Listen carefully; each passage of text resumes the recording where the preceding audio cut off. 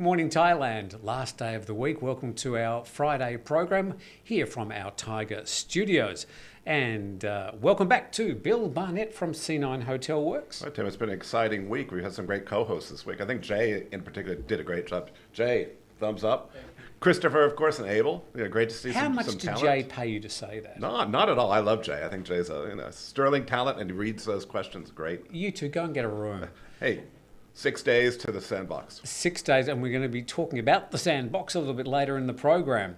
But for now, we're going to welcome all the way from Bangkok. Hello to Greg Lange from the Bangkok Community Help Foundation. Hi, Greg.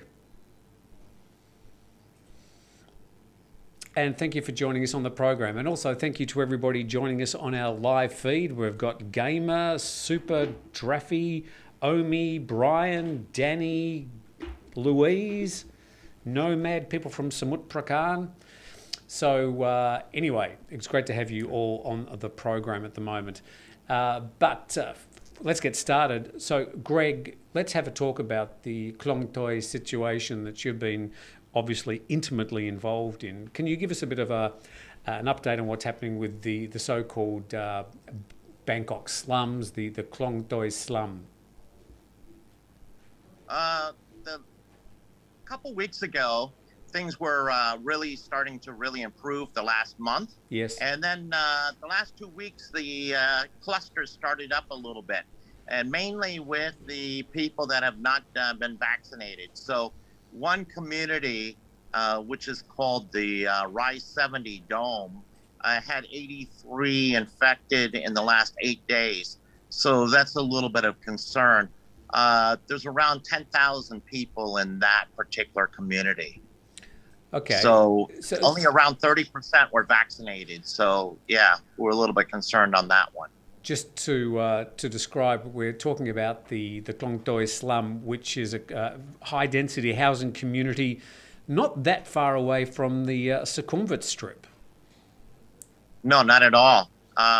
It's only about 1.5 kilometers away. And then Klong Toey is around 2 square kilometers, and houses anywhere from 100,000 registered people, and there's around 40,000 undocumented. Yeah. So there's around 140,000 people and a 2-kilometer radius. I think certainly, Greg, unemployment's very high in that area. You have a lot of daily wage workers and everything else. That's seeming to spur the crisis as well because people are staying home there because they're not working. Is that correct?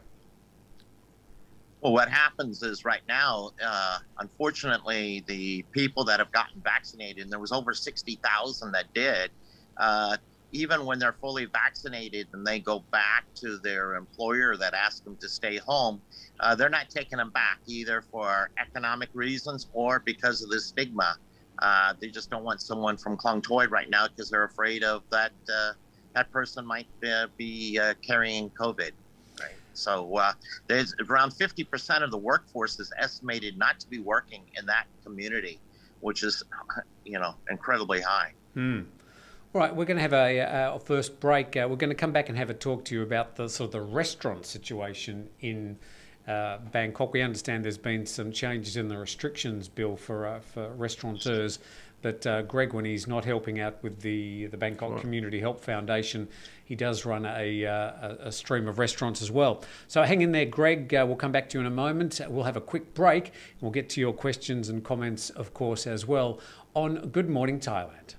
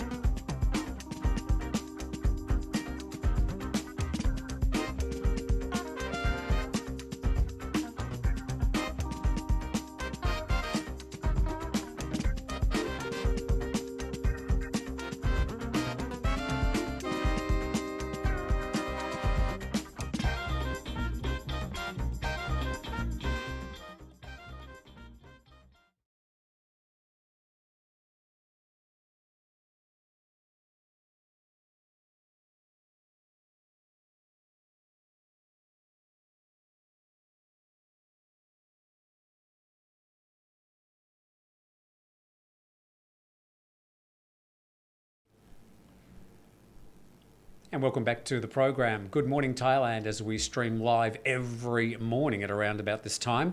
I'm actually going to have a talk about the time a little bit later as well. We did a survey and asked people what time they want us to be on, so we'll reveal those results.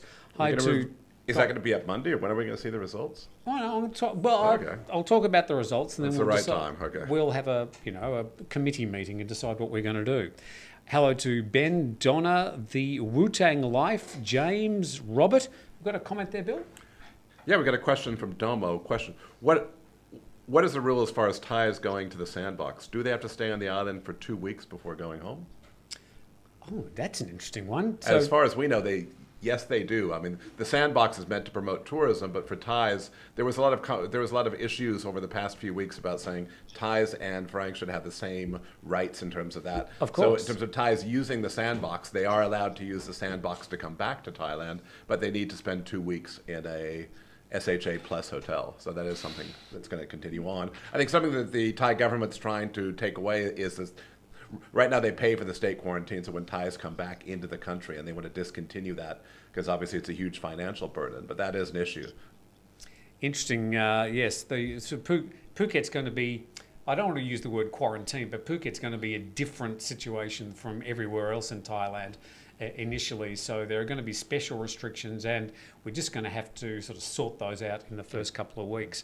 I think the one thing important to Tim is you can move freely through your hotel, you can move freely through the island as well. So. And there's plenty. We are going to be doing a video in the next few days about the things that will be open, some of the great tourist attractions on the island that you can see when the Sandbox starts. Now, back to you, Greg. You actually run some restaurants. How have restaurants gone over the past couple of months with the restrictions in Bangkok? People are adapting to this COVID situation. They're just not going to restaurants like they used to. Now, most of them are ordering online. And so going to a restaurant for the majority is probably more for a special event. Hopefully that'll change. I see in the United States and Europe, the restaurants are packed. So hopefully we can get there one day. That's the hope and dreams. Okay, we've got a question from Shaneo. He says, how is Koh San Road tourist trip going without international visitors? Have you been around Koh San Road the past couple of weeks, Greg? Well, I've just seen what's going on. I've been very busy, obviously, with Klong Toey. But as far as there, it's dead as a doornail, as they say. There's nothing really happening right there. Before, when there was a restriction where people could drink, it was actually doing okay at night, especially with the Thai consumers. But right now, that's all nothing. I know, Greg, you're doing a lot about feeding people in Klong Toey as well. How can people, there's always a question from viewers, how can they get involved? How can they help? Well, we have a lot of volunteers. We have over 200 volunteers, in fact, and wow. We're always looking for more. So contact us. I'm sure the details would be on your screen later. And for sure. We'll be happy to do it. It would just be down below, I guess. Huh? Yes, down below, as they say. That would be fantastic.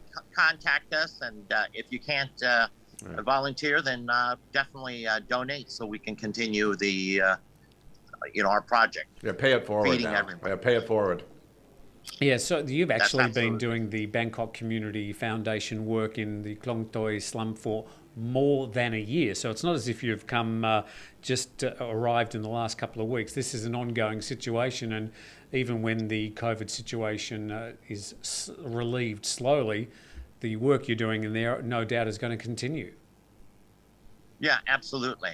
After that first wave, we're more involved with building houses and cleaning up parks that used to be garbage dumps, and a lot more exciting. The last 58 days, though, we made an initiative to always provide over 2,000 hot meals a day, and then every other day we deliver to 500 homes a care package along with a tray of 30 eggs. And so we fed a lot of people, but there's over 100 to 140,000 people there. So we get probably around 8% of the population we're feeding a week there. Klong Toey. Right. I think, Greg, there's been a lot of talk in Bangkok, certainly even throughout the country, about Grab and Food Panda and the fees they're charging, and how these businesses are making more money than the restaurants who are struggling already. What's your view on that? I think that the platforms definitely charge a premium. When I first started, it was 10%, and now where they're charging some people 35%. That's ridiculous. But at 10%, they were able to make money. So or that's what they were charging initially until some of the big players came in town. So we would hope that they lower the commission, because it definitely hurts. Most restaurants, the norm is profit is around 8 to 10%. So when you're paying 30% to these platforms, then it really hurts your bottom line.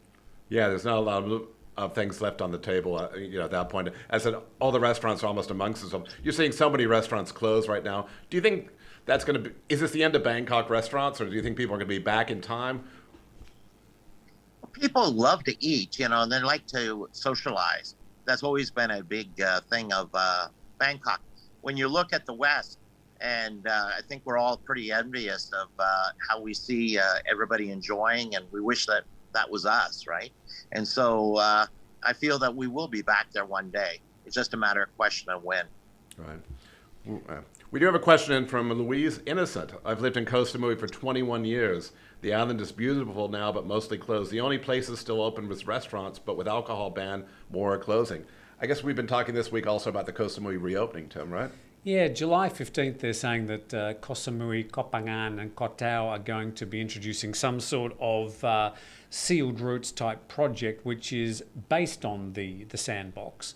But it's just sort of the next level of the reopening. Again, with an island, and in that case 3 islands, you can sort of control the situation. How they're going to roll out the Sandbox to places like Hua Hin, Chiang Mai, Pattaya is going to be very complicated, because you can't sort of close them down. Let's actually have a talk about the latest on the Sandbox, what I'm calling clumps in the Sandbox. Well, Tim Friday, get some optimism. So I should also announce that today they've announced 3,644 new infections in Thailand and 44 sad COVID-related deaths. 162 are from Thai prisons. Let's go to some of the latest details about the Sandbox that we've learnt in the past 24 hours.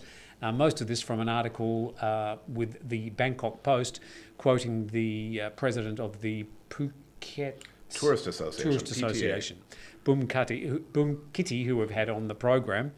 So there's going to be 7 test centres established in Phuket. It's going to cost 2,800 baht for a test at those centres. You'll have to have at least 4 tests whilst you are in Phuket, and you'll have to pay up to 4,000 baht, maybe even more if you go to a private hospital. Vaccine certificate verification cannot be checked from various governments. It's a problem that they're having, is that they're working out the details. You can chime in, by the way, anytime, Greg. Just put your hand up and scream. Okay. The different governments, different countries have got different vaccine verifications, and the Thai government, they're saying, well, how do we know if they're real or not? Sure. This is a problem that every country in the world is going to have, and they've obviously just got to sort this out in the next 3 or 4 days. No, we're having to travel. Again, we're learning to travel again, Tim. I think it's interesting. Yesterday, I got my second vaccination yesterday, a Sinovac, and I was able to get my certificate right there. And they do give you a certificate to travel if you want to go abroad, so that document is there. I think one of the biggest complaints we're seeing about the Sandbox right now are certificates of re-entry. We're getting a lot of questions about people who are applying with the Thai embassies and saying, the COE, we expect the Royal Gazette anytime, right? Yes, we were actually expecting waiting for a while. Yesterday. There's now talk that it mightn't be announced until tomorrow. If so, then the Thai embassies around the world are going to be hopefully getting some information on Monday, which is not going to give them enough time to process them before people are assumedly on their flights on the Wednesday, ready for the Thursday. Another interesting report, and was published on the Thaiger yesterday evening, was that the TAT say there are 1,500 people arriving on July the 1st. Well, I'm calling them out on that. I think that number is conveniently rounded up, and I have no idea how they'd actually know that. They would know that, Tim, because they would ask the airlines. The airlines right now would be holding that number of reservations. It's not smoke and mirrors. I disagree with that entirely. Again, when they're coming up with a number, they're going to speak to the airlines. Right now, we know we have Qatar coming in, we have Emirates coming in, we have Singapore Airlines coming in, we have Etihad coming in, El Al flights as well. I think the issue is these are the reservations right now. And the biggest issue for people coming from other countries, especially if you're coming from Europe or the US, is the certificate of entry. So the 1,500 would probably reflect what reservations there are. The question is, without the certificate of entry, can they come? Going forward, are they going to actually arrive? Yeah, I'll say this. If there are 1,500 people arriving in Phuket on next Thursday, I'll march naked down Bangla Road backwards in a stooped position. Backwards. And I'll lean over so you can get a good photo. So I'm that confident that it simply won't happen. Okay, we've got a question in from Julian Gunter. Tourists must be vaccinated to enter Phuket, but Thai nationals from the mainland do not. Is that correct? Sorry, I missed that again. I was reading the questions myself. I can't get the version of you walking down the street naked out of my head. Sorry, it's a horrible nightmare. God. Okay, tourists must be vaccinated to enter Phuket, but Thai nationals from the mainland do not. Is that correct? Do you know? I don't. What I believe is right now, I've come through the border a few times, and they do want to see your vaccination certificate, or you have to have a PCR test or a flash test, antigen test. Okay. Well, so you can't move freely from the borders. Now, though, of course, you're being vaccinated with both doses of a approved vaccine in Thailand. You can travel freely around Thailand. I'm going to Khao Lak tomorrow, so. There you go. Okay. And you can come back onto the island and just show your vaccine certificate and bingo. Maybe a good question for Greg in Bangkok. Greg, there's a lot of talk about restaurants now working together in ghost kitchens and kind of the model about, since you're only doing food delivery, do you really need so many seats in restaurants? Do you think that industry is going to change, across the board because of COVID? Well, it did change over a year ago. I think we were we were right up there at the beginning of when it took place. We have a number of restaurants that are on the outer side of Bangkok, and they did okay in spite of the high commission because the cost is low, to operate that. So I think ghosts really are something in the future, and will continue to be even after COVID goes back. But I definitely hope that one day that people will be coming back out and enjoying and eating at restaurants. Yeah. A question in from Miltos. The food tastes better. The food exactly. I think the only thing, going back to that point, is what's going to happen for landlords and everything else. What are they going to do with all these commercial spaces where restaurants are today? I think that one of the things that I've seen is the shopping malls. One of our best locations, which was always number 1, it's now number 11, which is last. At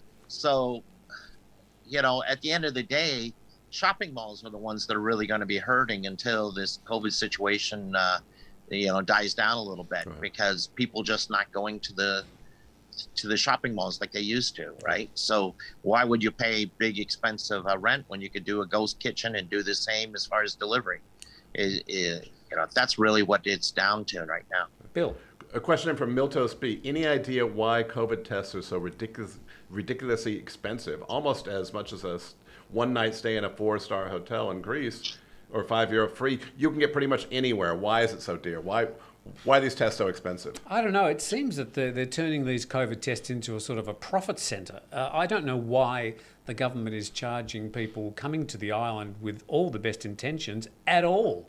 I would have thought that the government should be paying people to come here, should be providing free testing. It's just ridiculous that they're charging people 2,800 baht times 4 and more if they go to a public hospital. How the hell is that going to attract people to come here? But Tim, is the government charging this much money? Because at the end of the day, it's the hospitals who are charging the money. That's the hospital performing the service. We don't have public health departments. We have public health departments who are vaccinating people, but could they be providing the testing? Well, I think if the government was really interested in trying to push tourism again, they'd be saying to the public hospital sector, keep the receipts and we'll reimburse you. But which country are you getting free COVID tests and the government subsidizing that? I don't know, but I'm It's a talking good about question. Thailand's got a problem because it has relied so much in recent years on tourism revenue.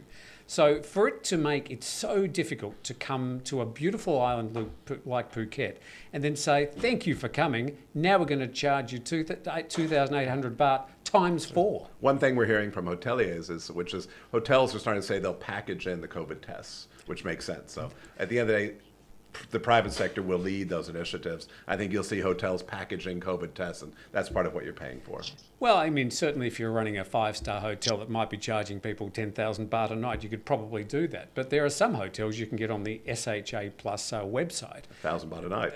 And less. Yes. So how can they bring in 2,800 baht times 4 into their profit sums? It just doesn't make sense. So when the Prime Minister here is next week, you'll be bringing this up with him, certainly discussing how the government would cover the cost of COVID testing. I have asked if I can get an interview with the Prime Minister. I'd say the chances of that are much less than the chances of me having to march down Bangla Road. Naked, backwards, in a stooped position. Okay. And we have Alan Tan saying that free tests and jabs in the U.S., so... Yeah, I free think tests. Yeah, and free in Australia from Alan Kerr as well. So I think governments who are truly keen on trying to attract travellers and tourists will be trying to pave the way and open the clouds and ease the restrictions as much as they can. But what we've seen here in Thailand is that this fight between the needs of the tourist industry and the needs of public health, and there's this ongoing battle that is clearly just still in the middle of its latest battle as they try and decide how they're going to open safely. But I would say the Thai government's just got to open up the coffers and try harder if they really want people to come. I think one interesting point this week in Phuket was we're seeing more and more expatriates and people over 60 being vaccinated. We've seen a sign-up system for people who do not have work permits but have valid visas, and they are being vaccinated at this point. Tim, you're going to be vaccinated next week, right? Yeah, next Monday I'm getting my first dose of AstraZeneca. So I'm and I was contacted by the provincial officials saying we want you to come and get vaccinated. So they're certainly trying to round up the foreigners and say, hey, we want to vaccinate you. So that's fine. I'm happy to get vaccinated, understanding that in another year's time, if I need to travel elsewhere, I can get a different vaccine or a different boost once my AstraZeneca has done its job. What about you, Greg? What's the vaccination for expatriates in Bangkok? They are definitely vaccinating a number of the foreigners, especially if you're working. I think that the people that are having the problem is the ones that are tourists that don't really have a company that's representing them. There is some problems or issues at that point. But, it's just going to be a matter of time before everybody gets vaccinated here, probably until the end of the year is what it looks like. Have we had the second break? I've lost track. We haven't. Break now. We're going to have a break. Hang on there, Greg. We'll get to you in just a moment. Bill's got a question. Thank you very much for your questions and comments. We haven't heard much from your poor guest. Oh, come on, Bjorn. Greg's been yakking and yakking. You've just tuned in a bit late. Back right after this short break. Want to keep up to date with what's happening in Thailand? Download the Thaiger app. It works on both Android and Apple. And it's free. All the latest news, videos, and information at one click from your phone. Go to your Play Store or App Store and download now. And welcome back to Good Morning Thailand, last day of the week, episode number 25. Bill Barnett from C9 Hotel Works in the studio. Greg Lange from the Bangkok Community Help Foundation in Bangkok. As we look up your nose, good camera angle there, Greg. Let's go to another question, Bill. We got a question in from Omi, and this has been a big issue in Bangkok. We've been talking the last few days. Do you think they will actually lock down Bangkok for 7 days? For readers perhaps not in Thailand or watchers not from Thailand, there's been reports in the press saying they're considering, because of a COVID outbreak in Bangkok, they're considering to close it down to contain the situation. It's sort of gone quiet in the past 24 hours. Initially, it was a report from the Bangkok Post quoting the double CSA. But have you heard anything, Greg? We don't understand that there's any move toward actually locking down Bangkok. No, that was just a trial balloon just to see the kind of reaction, and it's not going to go anywhere. They said no. If it does go 7 days, it's not going to be just 7 days. It'll definitely be extended. It always does, right? So, yeah. But there's a big issue with the number of beds that they have in the ICU. And that's the biggest concern right now. Yeah, the concern being obviously that people are getting sick, needing hospital attention, and sadly, some 30 to 40, was even up to 51 on Wednesday, people actually dying from COVID-related disease. Bill? This question from Bookie65. What about the 2 million migrants to Bangkok? How are they getting charged for tests? 2 million migrants? 2 million migrants. Oh, this is migrant like labor. People coming over the borders. Correct.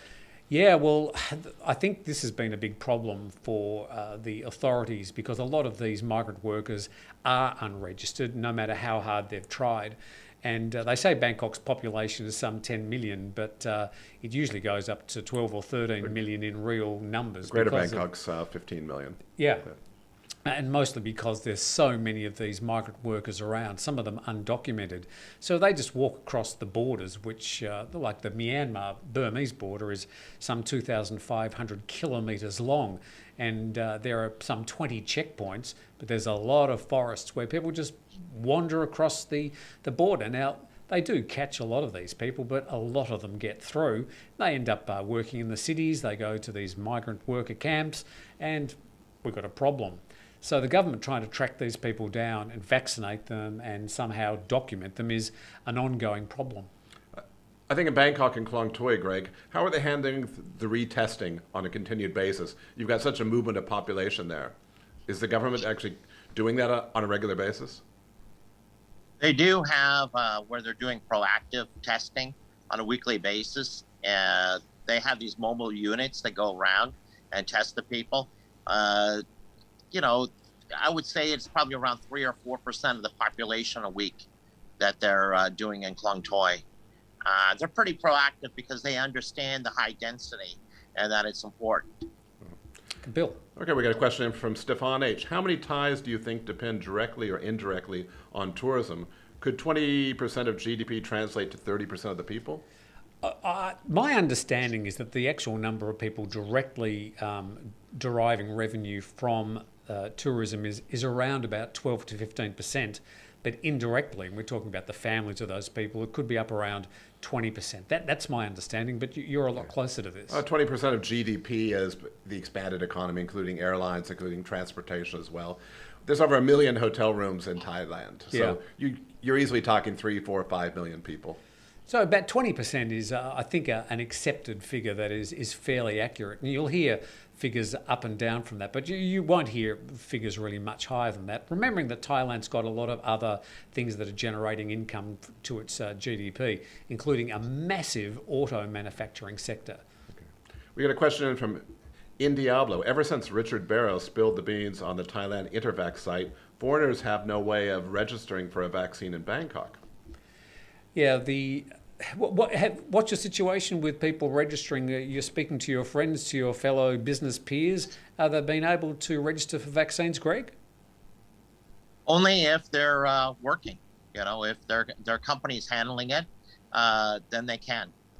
So it's a huge advantage if you're working. If you're not going to have any luck. Well, this is what happened in Phuket as well, Bill. The people with work permits and that were working were treated first, and then they opened it up a couple of weeks later to the general population. So I think it will happen, and the Intervac website, other ways that people can register, sometimes haven't been working. This is something that I suppose we're sort of used to in Thailand. I keep on saying just be patient and persist. It will happen.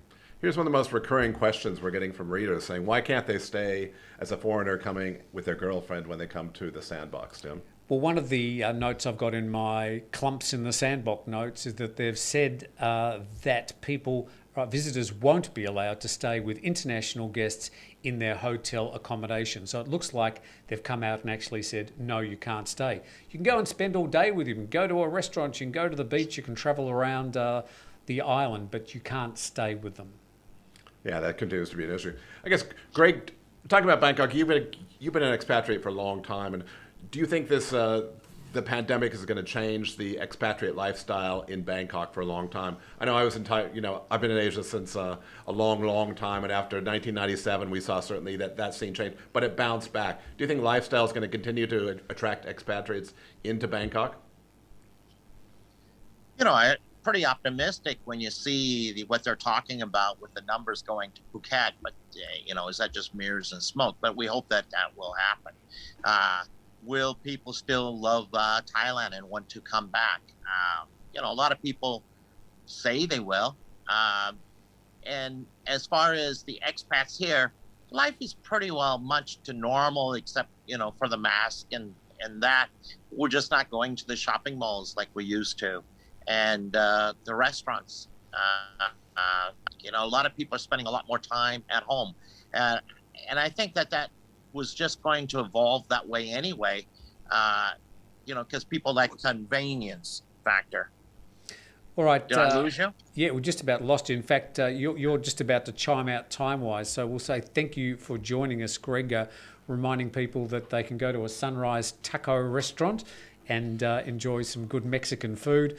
And also, if you'd like details about the Bangkok Community Help Foundation, you can contact Greg, and those details are under this video. Greg, we'll say goodbye to you. Thank you very much for joining us, and you can log off, and we'll see you next week or some other time in the future. And keep up the good work, huh? Yeah, amazing work. Pay it forward. Thank you.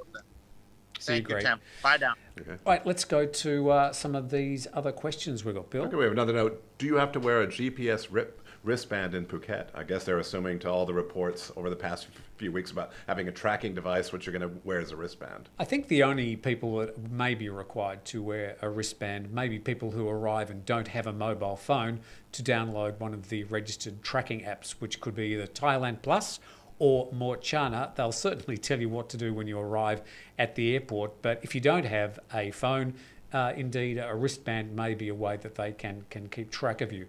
They're not doing it because they want to impose on your civil liberties. They're doing it because they just want to make sure you are safe. And if some people around you have contracted, or people in your hotel have been detected with COVID-19, they can contact you and inform you. So I don't believe there's anything nefarious or malicious about this tracking. It's really about public safety. Yeah. Tim, there's been some hoo-ha in Bangkok, certainly, about demonstrations or political events this week. Well, yes. I must get to that too. Got so many things to talk about today. There were protests yesterday, which was the 89th anniversary of the Siam Revolution in 1932, when Thailand changed from an absolute monarchy to a constitutional monarchy. I'm not quite sure what you describe it's sort of a faux democracy, anyway, whatever it is, that was what they were celebrating yesterday. And just having a look at the photos, there were thousands of people who went out, and the police are saying, we're going to track you down. They're saying they're going to go through the closed-circuit TV footage and find out people, because they shouldn't have been gathering in such large numbers in contravention of the emergency decree. Stay tuned for that. We do have a question in from Roger Fing. Question: can you have a first dose of Sinovac and then a second dose of AstraZeneca? Well, look, I mean, there's some research going on around the world and also here in Thailand about mixing vaccine cocktails. To me, I think we should just be sticking with the science and the manufacturer's recommendations at the moment. So if you've had one Sinovac, you need to have the second one. If you have one AstraZeneca, have the second one. I think there's not enough knowledge or research done on mixing these vaccines at the moment. Some of the vaccines also work in different ways. So you could have Sinopharm or AstraZeneca, which are traditional old-fashioned vaccines, and also one of these new mRNA vaccines like Pfizer and Moderna. But mixing them, they actually work in totally different ways. So you're not really getting a proper dose of any of them. Right. So I think we need to understand more about that. I think one of the biggest concerns from tourism people when they're talking about the reopening is, what about the Delta variant? That's the elephant in the room. Could there be another outbreak with that, and is that going to shut down Thailand again and shut down the Sandbox? We don't know, and we really are obviously watching these numbers daily. We're trying to find the correct corroborated news. We're trying to check with the facts and make sure we are on top of it. They say that at the moment the Delta variant, the the Indian variant, originally it was described as, is a problem down in southern Thailand. But when we say southern Thailand, and usually puts like Phuket in that barrel, we're talking about the far south, along the border of Malaysia. That's Patani, Narathiwat, Songkhla, Yala. So at the moment, it's not a problem, and I'm absolutely sure they're trying to contain it and keep it under control down south. Right.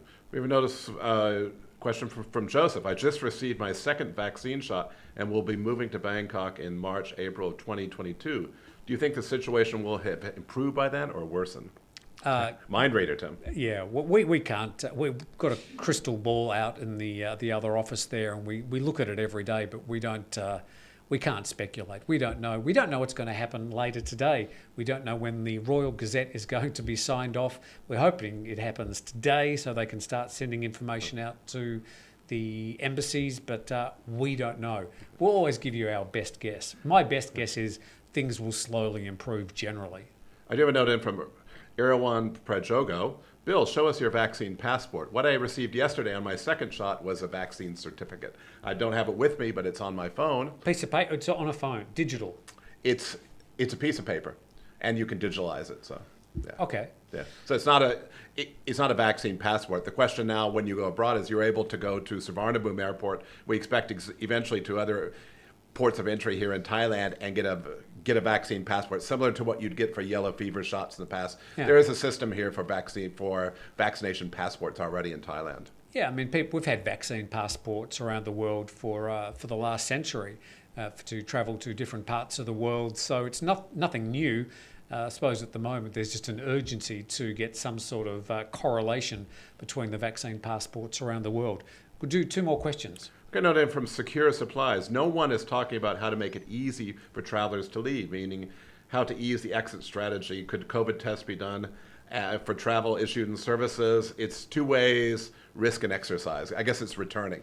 I guess, the one thing we know about this procedure is it's a 2-way street in terms of going back to other countries as well. If you were to go back to the UK right now, Thailand is still an amber country, so you're going to have quarantine processes in place. If you go back to Singapore, you're going to have 21 days quarantine as well. So while this sandbox is, certainly we look at the entry process, but you also have to see what's going to be on the other side, Tim. Yeah, I think the best thing we can recommend, I'm sure you'll agree with this, Bill, is that at the moment, if you do want to join in the Sandbox process, come to Thailand, come to Phuket specifically before you travel to other parts of Thailand, then the best thing to do is just to wait. You can check out on the different websites, see the different hotels, check on the availability of flights, but check with your embassy before you actually do anything, because they will determine what the process is for going to Thailand and, more importantly, for returning back to your own country. And you need to really do some homework, I think, before you start paying for accommodation and flights. Yeah. Exactly. We have a question in from tastyguitar.com. Need to leave Thailand for contract work. Plan to return October.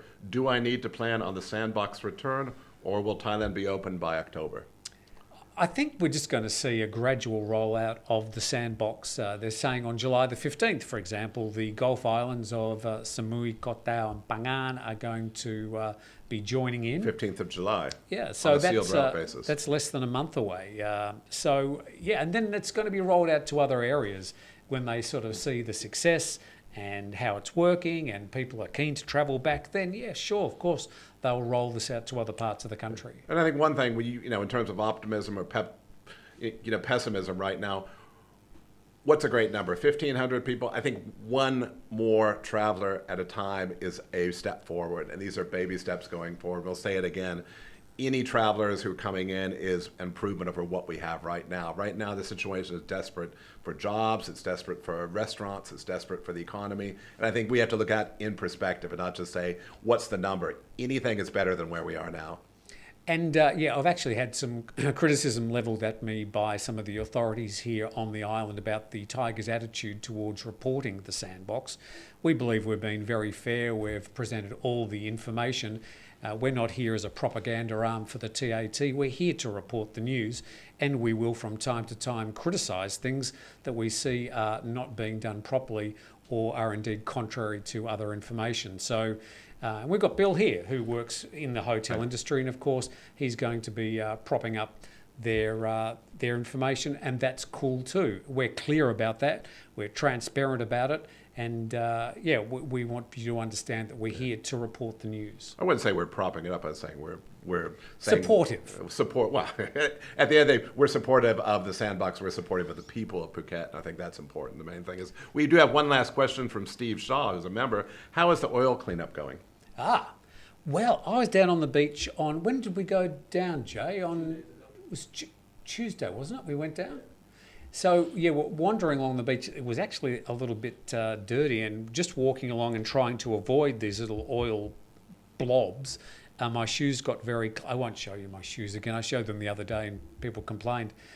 I think it's much better. There's been a big reduction, and there's a lot of people who have been going down to clean up the beaches. So we can promise you the beaches are going to look pretty spectacular next week. I believe the Kamala Green Club is going to have a cleanup today in Kamala. Yesterday I was on the beach in Bangkok. We saw people picking things up as well. This is rainy season anyway, so we are getting a lot of trash, which doesn't come from Thailand, but comes across the Indian Ocean. So again, there's a lot of wave action out there. We're having a lot of things coming in on the beaches, but it's a great time to clean things up in expectation of the reopening. It was interesting that no one has actually been able to definitively say where this particular sludge oil mess has come from. Most people, though, agree that it's probably not that Sri Lankan oil ship disaster. So it's over 1,000 miles away. So the question is, could it get here that quick? Not an expert, don't know. Yeah. So anyway, with that, we thank Bill very much for coming in. Thank you, Tim. Bill Barnett from C9 Hotel Works. Earlier on, we had Greg Lange from the Bangkok Community Help Foundation. We've got information below this video to how to contact them and to donate if you would choose to. They are a registered foundation with the Thai government, so that comes with a certain amount of approval. We wish you a great weekend. We thank Jason and Jay with his new haircut. Come and show your new haircut. Come on, Jay. Come and show your new haircut. Yeah, show your new haircut. Camera 2. Here he is. That's off to Jay. There. What do you think? All hail, Jay. And Tim, on Monday, can we expect a brighter shirt? People have been complaining. I blend into the background. I sort of thought this was green and that's blue, but anyway, there you go. It's going to be a good weekend. We've got a lot to talk about again next week. Got some very interesting guests lined up, and we'll probably see you on Monday too. You will, but then we're also next week we're going to have Jay. I think Abel's going to be back. We're having Christopher as well. Probably. We are also doing a live show for a whole week. From where? Well, it's called the Wire Cafe. It's in Klongtoey, Phuket. And you'll be able to come along and throw things at us or abuse us. Hopefully we get a cup of coffee, Jim. Hopefully we get a free coffee. Just for those of you who know, we have nothing here, right? Nothing. No, pretty dire, the coffee situation. So hopefully we'll get a free coffee out of the cafe. So thank you very much for watching. Thank you for sending your questions. We're sorry we can't get to everybody, but from all of us here at the Thaiger, thanks for watching. We'll see you next week. Have a great weekend.